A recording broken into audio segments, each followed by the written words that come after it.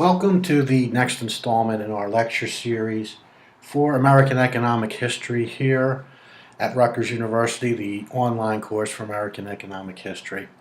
And in this chapter, or in this video section actually, I'm going to be reviewing Chapter 11, the early industrial sector. And in particular, what I think is going to be important in this chapter is the look at how the economy of the United States in the antebellum period, i.e. the period prior to the Civil War, the transformation of the economy, in particular, how the economy of the United States started to shift away from an agrarian economy, mainly focused on farming and the production of foodstuffs, and started to shift away towards manufacturing. So I think I want you to, number one, realize that as a big overview to this, to remember the backdrop, the fact that this country, when it first started, was mainly a farming nation. The largest component of output was in the farming sector. And we eventually shifted away from that. And this initial stages here in the antebellum period, in the early 1800s, we're going to take a look at these earlier steps, the early steps towards industrialization that occurred in the United States. So I want you to realize that as a backdrop. So in the objectives, what my expectations from you are in this beginning, in this section here, Chapter 11, is that you have a very good understanding of what is meant by the American system of manufacturing. All right, the Industrial Revolution started in Europe, particularly in Great Britain, and their system of manufacturing was very different from the system that occurred in the United States. So in particular, when I say the American system of manufacturing, make sure you have a clear idea of how that contrasted with the European system and why the system in the United States developed on a very different track than what occurred in Europe. So those are the two main components I want you to understand when you get through this chapter. When you read this chapter through, when you read this particularly, I want you to focus in on the American system of manufacturing. But in particular, how is the American system different from the European system? And why? What led the American system of manufacturing to be so different than what occurred in Europe? What were the innate factors that led to that difference? Also, I want you to take a good look at the role that patents played in economic development and the importance, the economic importance of a patent holder, of being a patent holder. Also, how consumption patterns changed along with this change in production. And in particular, what types of resources were available, what resources in the production process were in shortage in the United States, and what that shortage led us to adopt different technologies to deal with those shortages. So how did the resources that were available impact the productivity of manufacturing in the United States in particular? Also, I just want you to be aware of, even back in that time, back in the day, I guess some people would say, the changing nature of the availability of energy sources. Obviously, energy is a big concern today, and if you're manufacturing, even in the 1800s, you need an energy source. Obviously, the energy sources and the energy technologies that were available were not as diverse as the energy sources that we have today, but realize that as we go into this manufacturing system, the American system, and as we move away from an agrarian to a manufacturing economy, you need energy in order to manufacture. So I want you to be aware of the evolution of the types of energies that were being used and why they were more efficient as these technologies evolved. And finally, we're going to talk a little bit about the economic implications of the tariff question. And the tariff question is, what should the level of tariffs be, and what are the purposes of tariffs? So when any discussion or whenever you're reading the book about the tariff question, make sure you're aware of the reasons why we're talking about this. Why was there a perceived need for a tariff? A tariff being a tax on imports. So if you tax imports, I want you to be keenly aware of who benefits from the tariff, what people lose out because of the tariff. So I want you to be aware of that any time that there's a policy that's implemented, there are going to be beneficiaries and there are going to be losers. All right, very rarely is a policy instituted where everybody wins. So I want you to realize that under the tariff question, there's very simply going to be a redistribution of income. And we'll go over that in greater detail, but I want you to realize that what role tariffs played in the early economic development of the United States. So I want you to realize that this industrial revolution, this movement away from agrarian economies to manufacturing economies, started in Europe and particularly in Great Britain. That when we talk about the Industrial Revolution in the 1600s, 1700s, 1800s, etc., when industry becomes more and more important, the central focus of this is going to be Great Britain. Also, I want you to realize that from that when we talk about industrialization, there has to be some level of technological change and technological evolution. All right, just as today technology is changing at a fast pace, realize that during the Industrial Revolution there had to be some levels of technological change that helped drive the Industrial Revolution. Also, be fully aware that obviously the technologies we're going to be talking about aren't evolved to the state that they are today. But I want you to realize that the importance of technology and technological change plays in economic development. In particular, what I want you to realize is that Great Britain, being the center of the Industrial Revolution, was therefore the center of technological change. There was improvements in technology, in production, in industry that were centered in Great Britain, which gave them a great advantage. The fact that they were more technologically evolved than other nations. This caused them to want to protect that knowledge. Just like today, there are export bans on technologies. There are certain technologies that it is illegal for you today to export out of the United States. The reason being is that if that technology is exported, you're in essence sharing that knowledge, sharing the benefits of that knowledge and that technology with other nations, which means you no longer have the competitive advantage in the technological gains that you have invested in. So I want you to realize that even back then there were technology bans. For example, if there was an advancement in the spinning wheel, where this is where you would take cotton and make it into cloth, that if there was an advancement that improved productivity, Great Britain would ban the export of that technology. You could not take that spinning wheel out of Great Britain and take it to another country where they could recreate that. The rationale for it is that technology has benefits. You export the technology, the benefits of that technology get exported to the country that's importing the technology. So I want you to be aware of that Great Britain very much was trying to ban the export of technologies that had been developed within Great Britain, and the rationale is if you do not maintain a monopoly on that technology, other nations will benefit from that technology. So this is one of the things that the United States was very good, that they were good at, and I put in quotes, as you can see, borrowing the European technology. All right? I've read stories of individuals, the example I gave you in the past, where there were bans on the spinning technology for making cloth. You could not export those machines. Well, one enterprising individual memorized all the schematics for the spinning machine and moved to the United States and then rebuilt that spinning machine in the United States.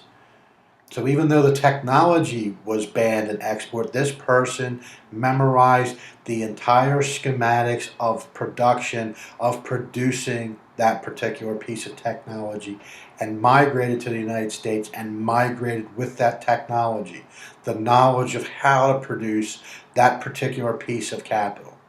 So that's what I put in there, borrowing. That's what I mean by borrowing. Even though the European nations were trying to ban the export of those technologies, enterprising individuals steal. Some people would say they stole the technology. Some people call them entrepreneurs. I'm not making that distinction in this class. But we adapted those technologies. So we took pre-existing technologies that were available in Europe and adapted them to our own unique situation. And I want you to understand why the United States was unique from Europe. The United States chronically during this time period, in the colonial period, the antebellum period, there were chronic labor shortages in the United States. Some of the things we talked about previously, remember we talked about slavery and indentured servitude and the need to transport workers to the colonies / the United States. The reason why there was a need for that labor migration was because of the shortage of labor. So labor was always in short supply, meaning that wage rates were very high relative to Europe. That's an important thing to remember, that with these higher wage rates in the United States, the cost of hiring people was greater. That labor costs were higher in the United States. And what can you do instead of hiring people? You can invest in your capital stock. You can invest in machineries. So because of this high, the labor shortage which caused high wage rates, the entrepreneurs of the time period engaged in what economists refer to as input substitution. Labor was higher in cost relative to capital, so therefore they invested more in the capital stock.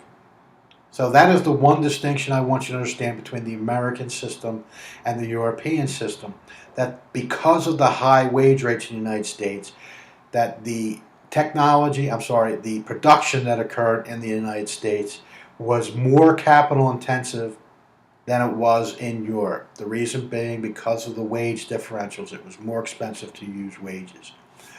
So capital had a higher level of productivity in the United States because of the higher labor costs due to the shortages of labor.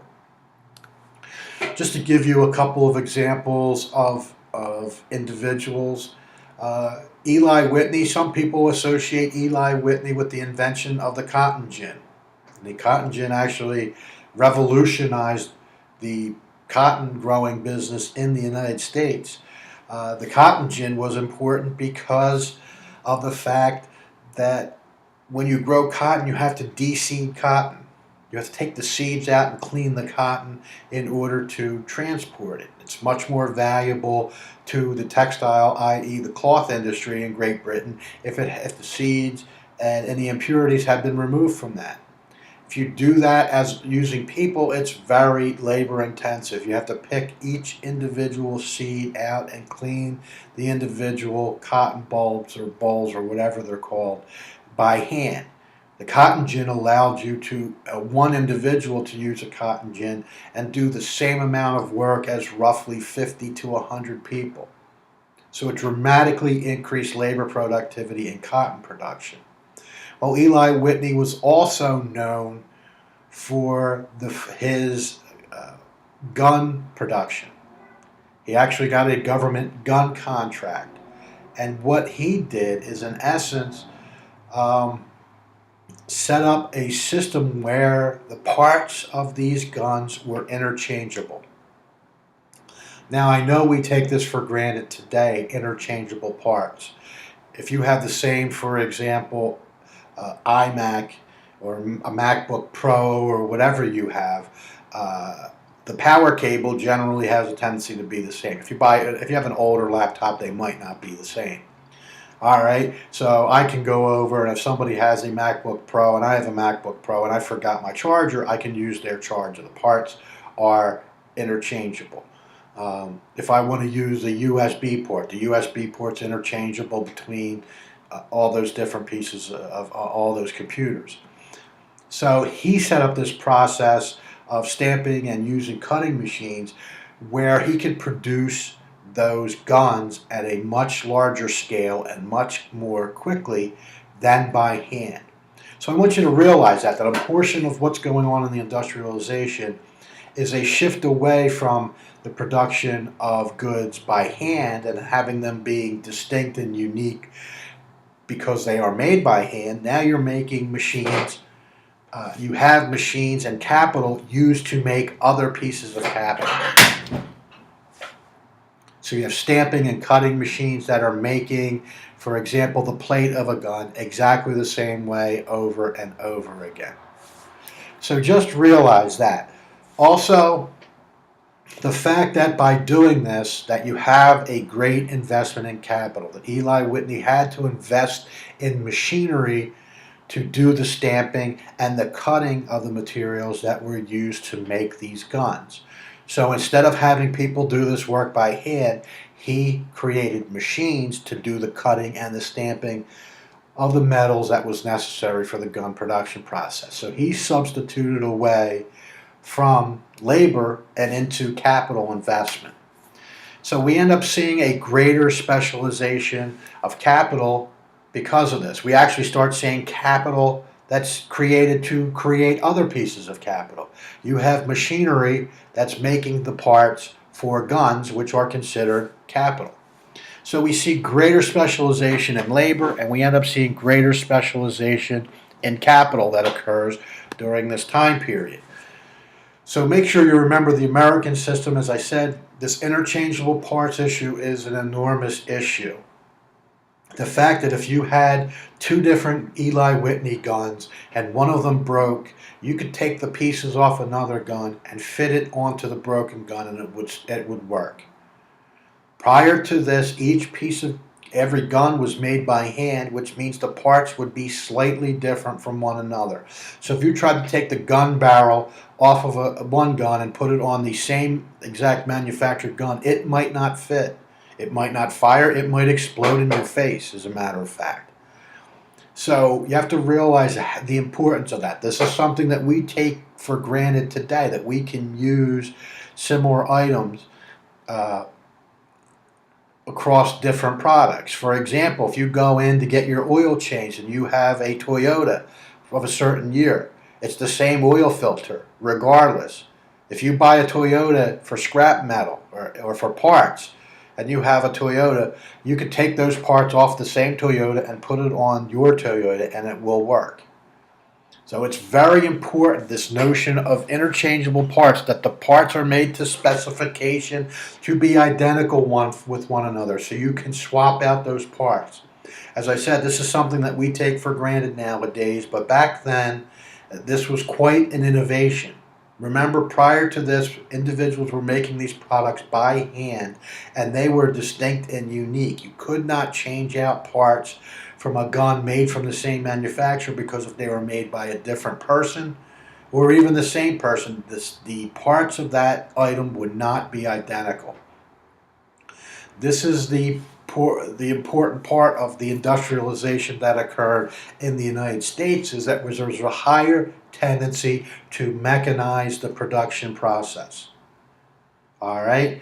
As opposed to the English system, which was very much labor intensive. They had a surplus of labor and wage rates had a tendency to be quite low. So there was no need for them to substitute away from labor to capital because labor was still relatively cheap.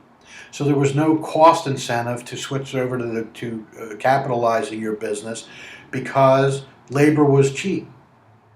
All right?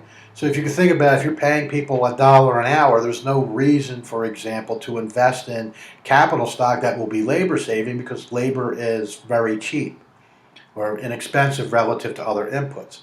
I could give you an example of this. I was talking to some people in the restaurant industry, and we see more and more restaurants moving towards this point of service systems.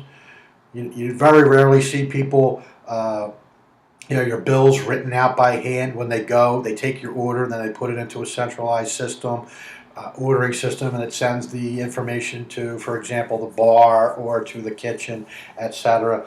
A lot of places have been slow to adopt this technology because of the fact that it really doesn't save much labor. If you think about it from the waiter or waitress perspective, waiters or waitresses don't really get paid much an hour. They work mostly on tips. I think they get about $2 an hour. I'm not certain of that, roughly. But if you think about it, why would you adopt a technology that is relatively expensive when if what you're going to do, for example, is it allows you to have one less waitress or waiter working, you're saving $2 an hour. All right, you can see that adopting technology to save $2 an hour is probably not going to be very cost effective.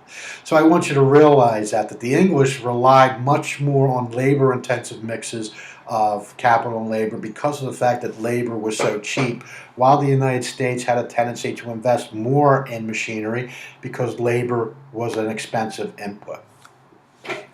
Also realize that there's this notion of patents and why patents were considered to be important. If you think, a patent is a monopoly on something that you created. If you come up with a new invention, or for example, if you're a drug company, a pharmaceutical company, you come up with a new drug or a new prescription that can be given out, you have monopoly rights on selling that.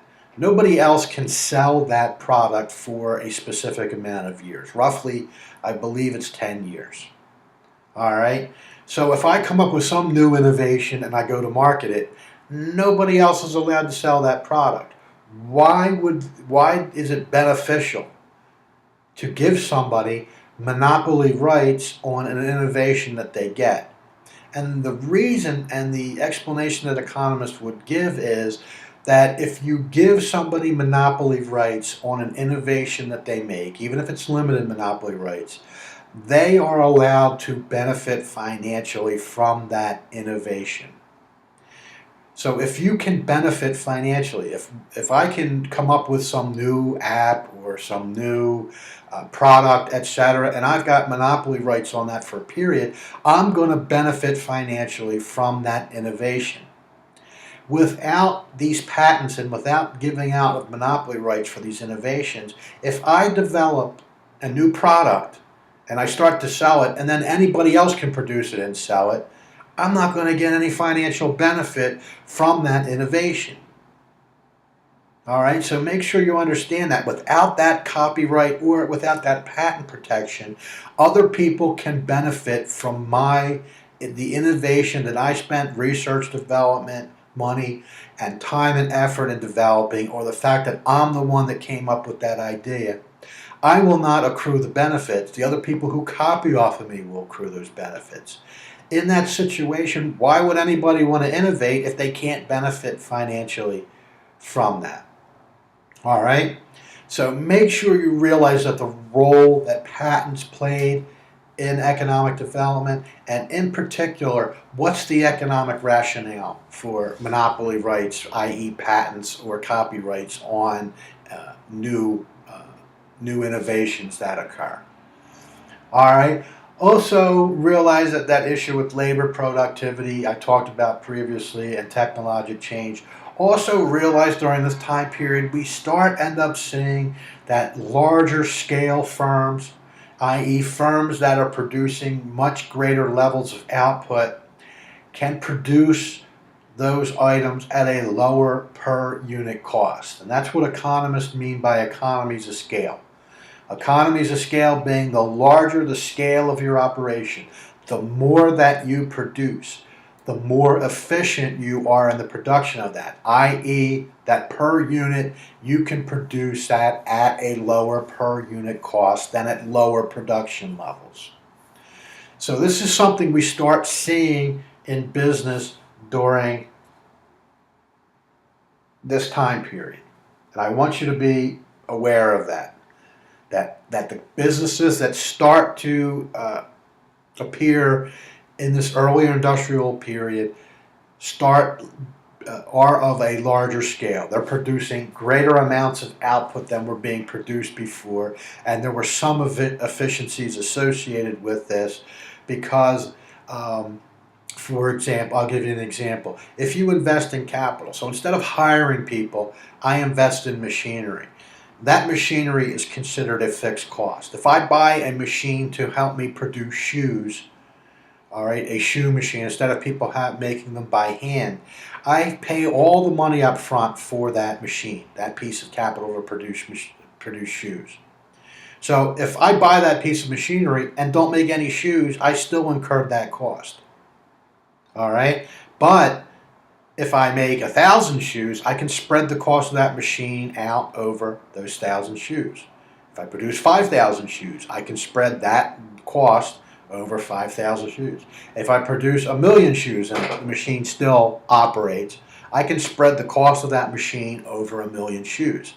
So you can see that when I invest in capital, the more I produce, the lower my costs are going to be per unit, because I can spread those fixed costs out over more and more units. And also realize the fact that you have to utilize different power sources. If I'm using machinery, they have to be powered in some way.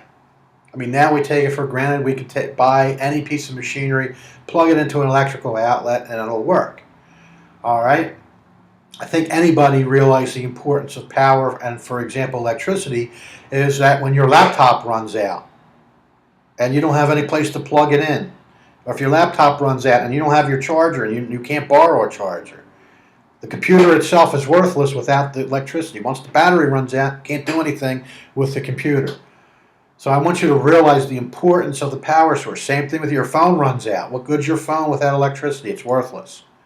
Can't recharge it. What's going to happen? So I want you to realize that the capital itself is not going to have value. It's not going to be able to produce without a power source.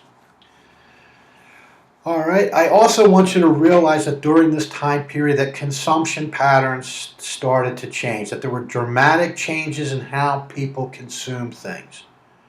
All right.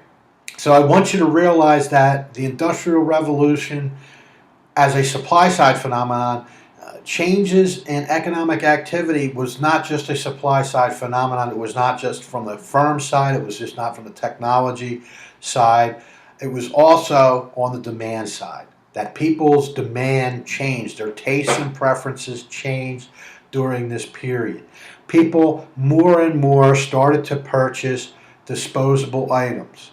They also started to free up labor hours, that there was a dramatic shift in what people were doing as an occupation. Fewer and fewer people were working on farms, and more people were working in factories. Those factories had a tendency to be located in cities, so you see more and more people moving from the countryside, living in the cities.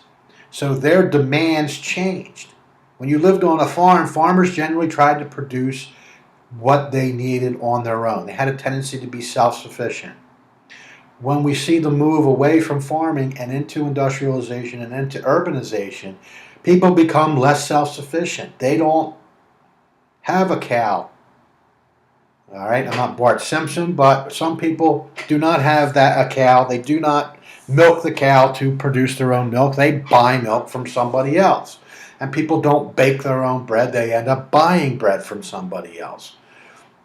All right, so I want you to realize that the changing nature of labor also changed the nature of consumption. People were buying more finished products and more disposable items were being produced. I mean, I can give you an example. My grandfather on my father's side was a tailor. He used to repair clothing.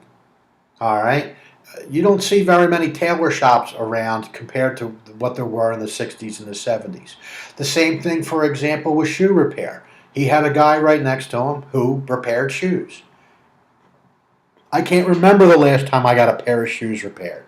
Why? Because it's cheaper to go and buy a new pair of shoes than to have the shoes repaired. So you can see that shift even to this day, but it's a shift that started back during this time period. That firms were mass producing items at a much lower cost, and individuals were buying these items because they were much cheaper. So I want you to realize that the changing nature of labor meant a changing pattern of consumption. When people moved from the farms into the cities, they were less self-sufficient, which means they had to buy finished goods from other individuals. All right, this graph, I just want you to take a look at industrial production in the United States. like I said, you don't really need to know these exact numbers, but there's a couple of things I want you to be aware of, whether it's for a short answer essay question on the assessment or if it's a multiple choice question. That the pattern of growth, industrial growth in the United States was pretty consistent from 1790 to 1830. I mean, if you look at that period, it's a pretty straight line growth to 1830. Once we start getting into 1830, you can see that the trend deviates from 1790. So we have an upwards trend that's relatively flat, but after 1829, 1830, we see a much steeper increase in industrial production. So I want you to remember that as the break point, roughly 1829, 1828, 1830, that the pace of industrialization and industrial output in the United States increased dramatically after 1830. All right? So we see this is basically where the industrialization or the increase in industrialization occurred in the United States. Energy sources.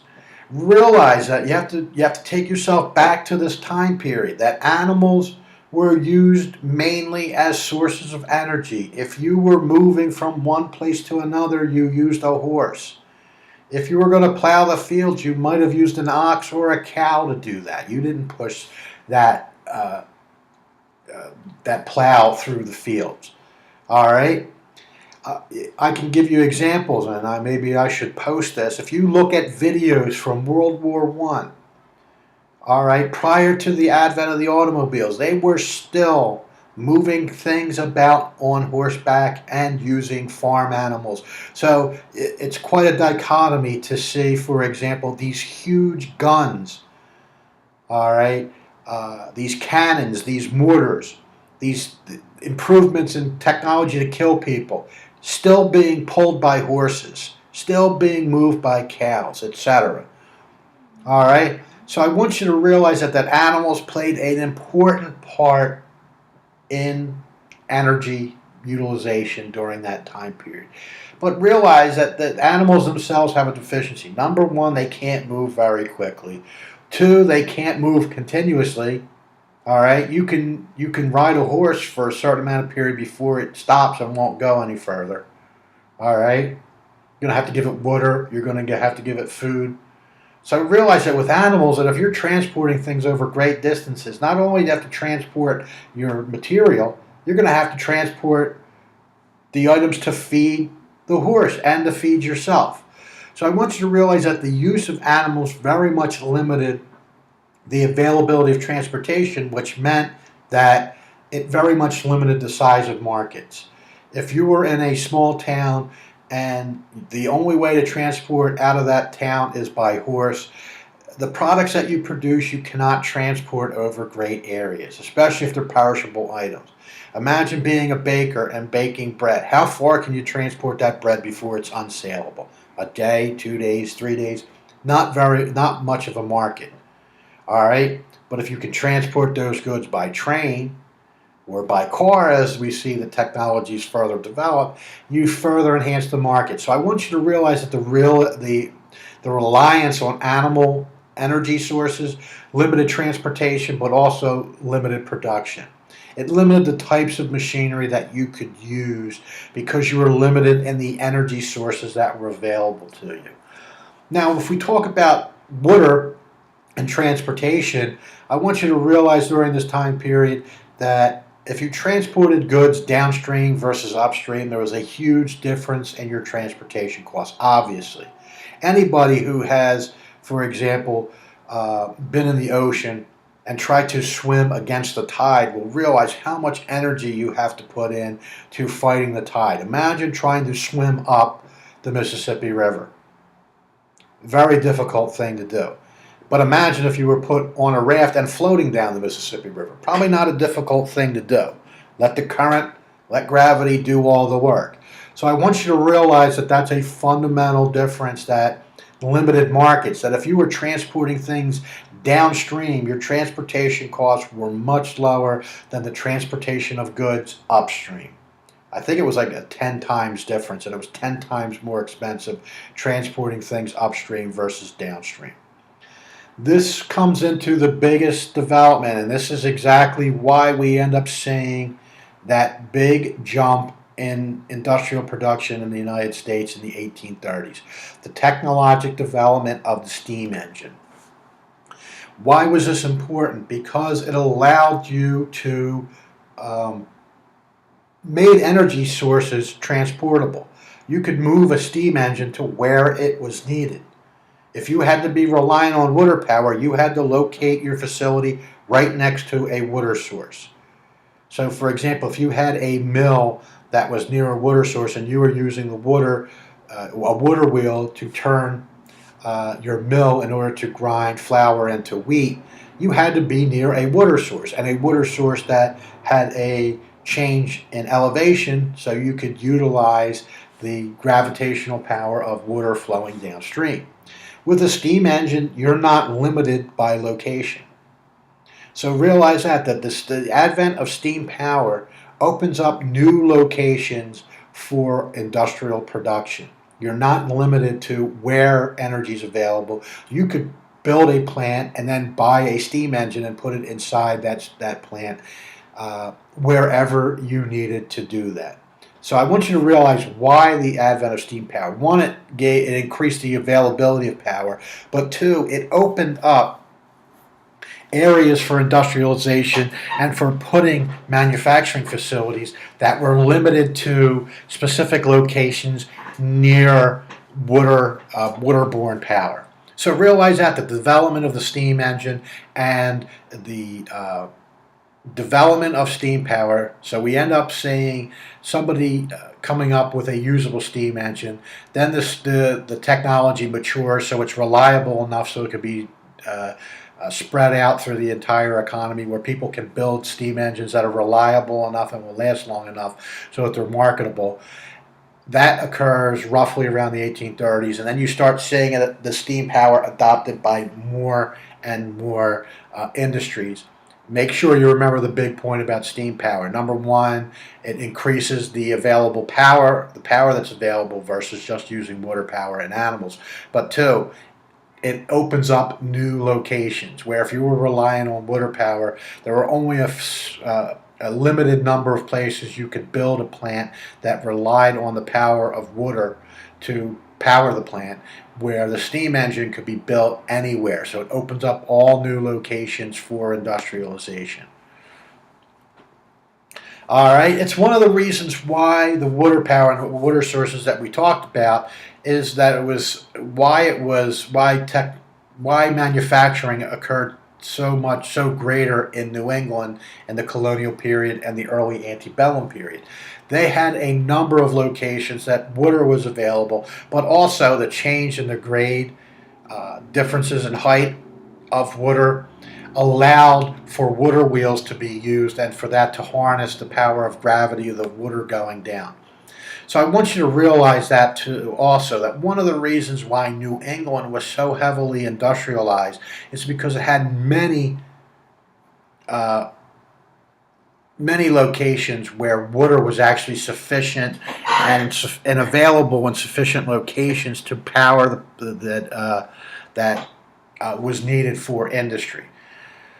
So I want you to realize too that one of the things we end up seeing during this time period, that the areas without these water sources that were amenable to providing power were the areas that developed the steam technology more quickly.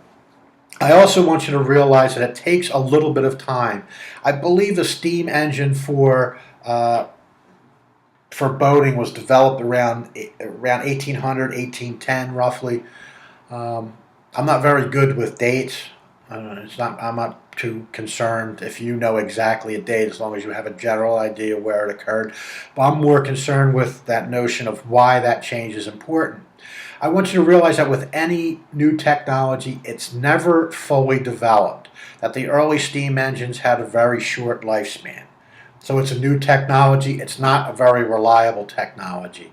It hadn't been fully developed so it could be fully commercialized. So if you bought a steam engine, it might only last a year or 6 months. So that very much limited the diffusion of the technology, as the technology wasn't very reliable in its early development. Also, just like with any new technology, the people who know how to repair steam engines were in short supply. They probably got paid very well during the time period because there was a shortage of them. All right? So I want you to realize that some of the things that limited the early development or the diffusion of steam technology through the U.S. economy was the fact that it wasn't a very reliable technology, and two, there was a shortage of repair technicians. If your steam engine broke down, you might have to wait a month or 2 months for somebody to show up to fix your steam engine. And the other limitation is that you have to buy fuel in order to power your steam engine. You got to buy coal, or you got to buy wood, or whatever you need to build up the heat in order to create the steam.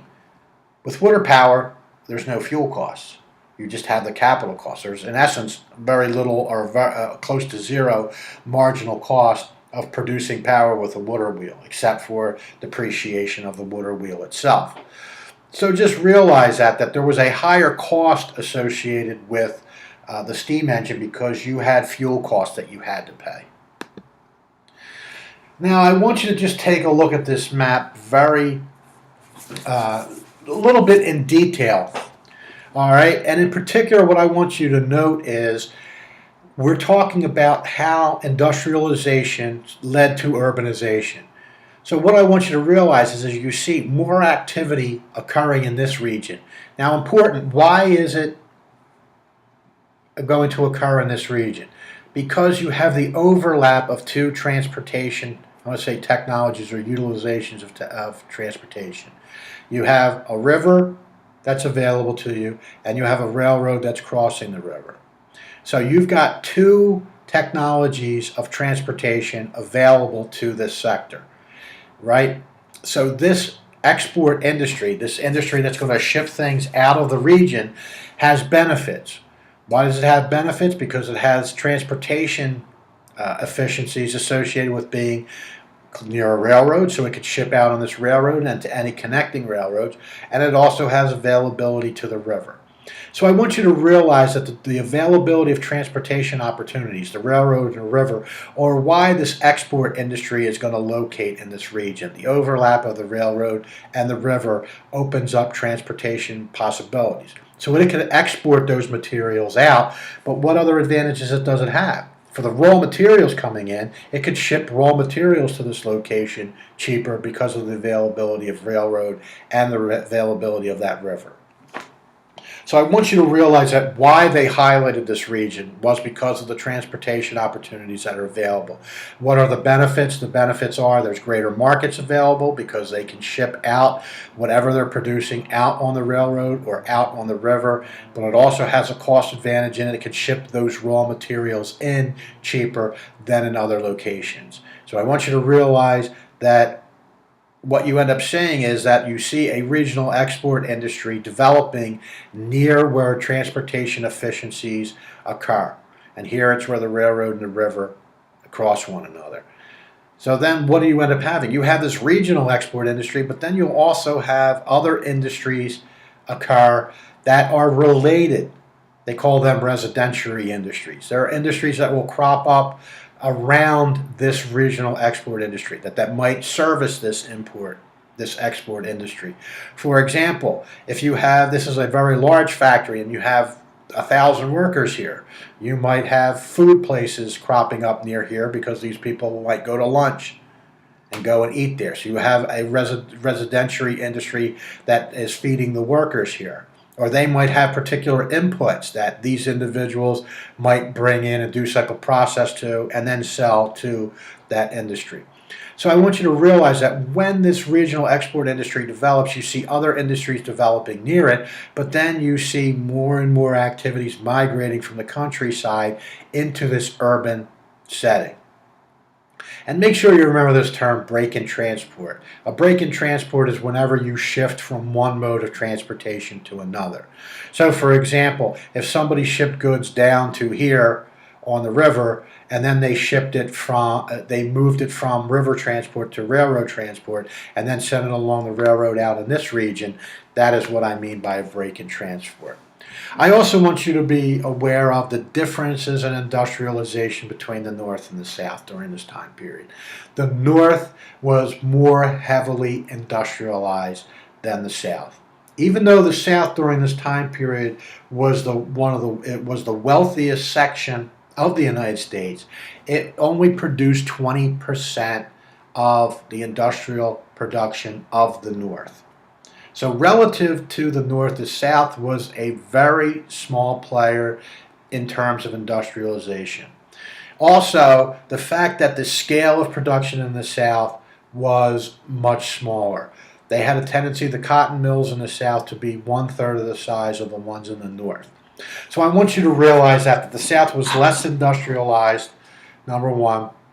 Two, you could see that as evidence that there was 4 times as much industrial production occurring in the North versus the South.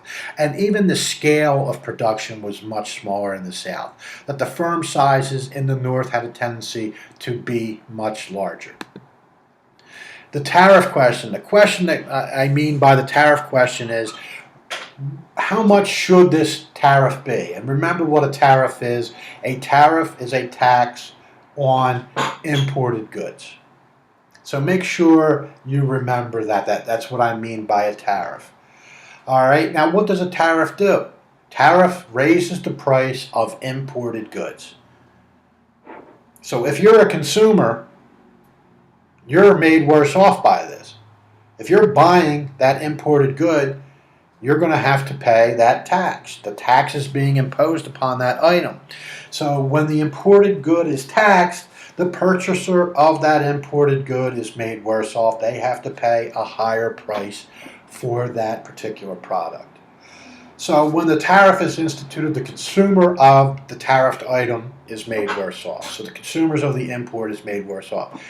On the other hand, domestic producers are made better off. Why are domestic producers made better off?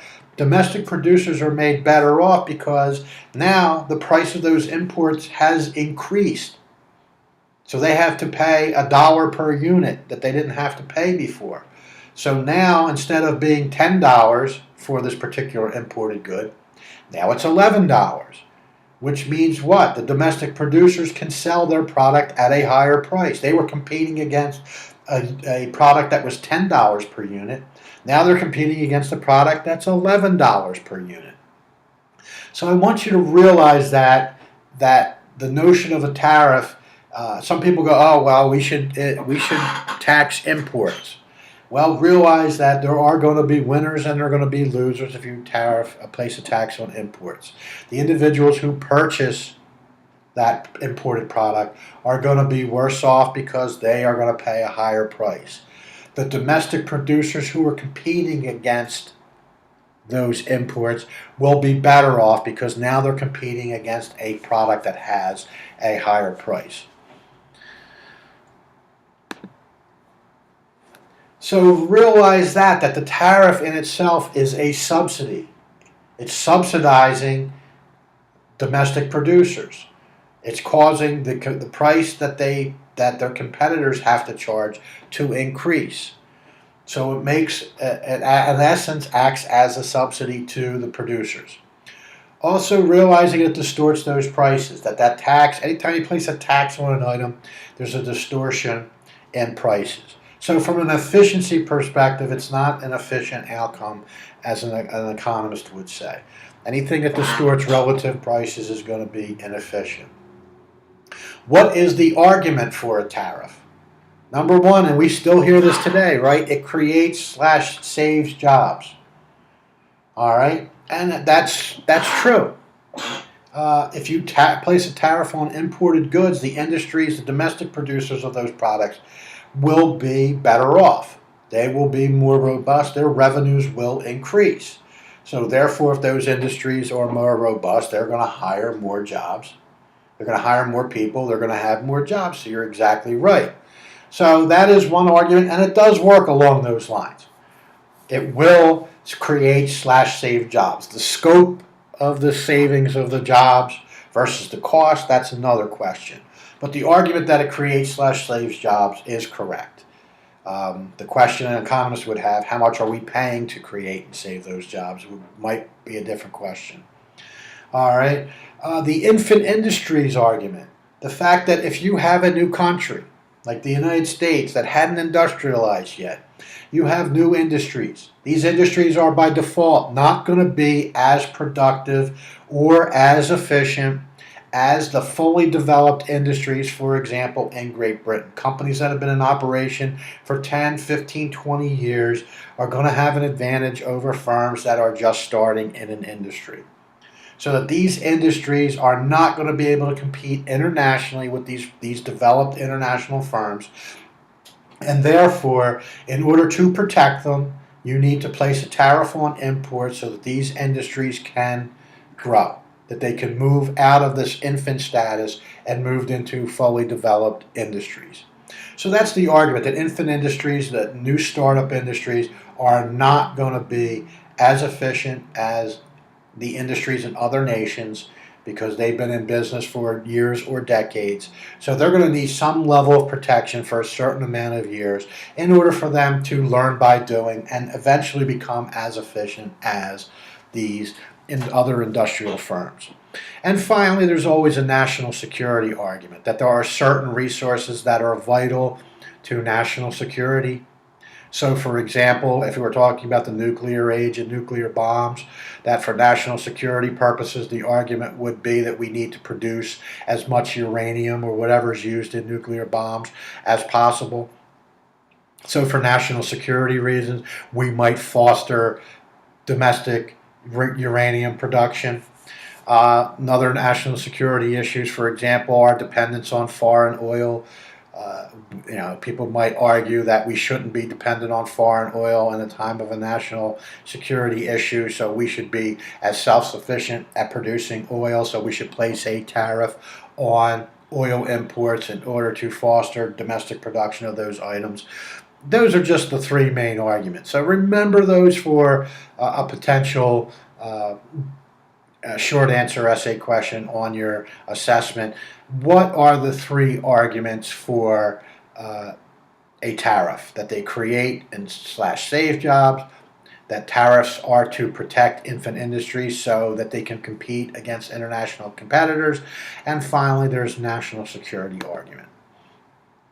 And I just want you to have a general idea of the tax revenues or tariff revenues that were coming in. And you can see how important tariffs were. I mean, the tariff rate, basically, here is tariff revenue to the value of dutiable imports. And you can see that tariffs were very high, up to 60% during this time period. And you can see we slowly decreased our reliance on tariffs, and tariffs became less and less a scope of all dutiable imports.